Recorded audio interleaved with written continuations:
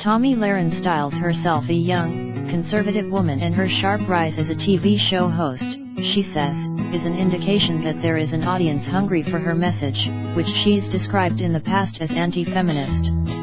Her show Tomi on the Blaze is wildly popular, mainly for her consistent defenses of Donald Trump, and her young audience loves her for her willingness to face off with left-wing commentators like Trevor Noah of The Daily Show.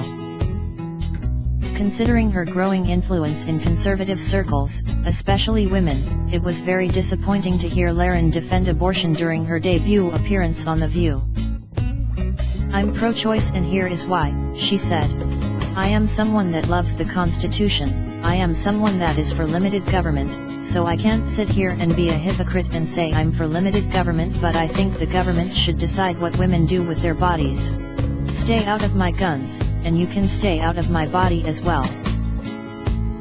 Lahren may be a fresh voice on many issues, but on abortion she trots out the same stale, debunked talking points the abortion movement has been using out for years. For starters, there is no constitutional right to abortion. The creators of Roe v. Wade produced a ruling so terrible even from the legal perspective that even many abortion supporters have admitted it. Legal scholar John Hart Ely, a supporter of abortion, wrote in the Yale Law Journal that Roe v. Wade is bad constitutional law, or rather, it is not constitutional law and gives almost no sense of an obligation to try to be. Lahren's appeal to limited government is also ridiculous. Whatever one's opinion on government, from the left end of the spectrum to the right, the one thing we should all be able to agree on is that the government's duty is to protect people from one another.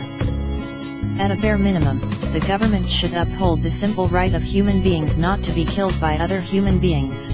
Even the smallest of governments have an obligation to defend fundamental human rights, the right to life being first among them. Which brings us to Lahren's final point on abortion, the assertion that women should have the right to do what they want with their bodies.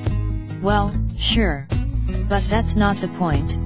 The human being developing in the womb is not part of the mother's body. This is a simple scientific fact. What Tomi Lahren is advocating for here is a procedure in which someone actually has to force open the woman's cervix in order to use tools to either suction the tiny girl or boy into bloody slurry, or actually dismember the baby piece by piece, reassembling the shattered child on a tray afterwards to ensure that all body parts have been evicted from the uterus. It's a shame when young commentators with growing audiences choose to use their influence this way. It's a shame when the same tired but still lethally dangerous ideas are promoted to huge numbers of people who need to know the truth about abortion. I can only hope that Tomi Lahren will realize that her point of view has nothing to do with limited government or women's rights, and everything to do with the threatened lives of human beings in the womb.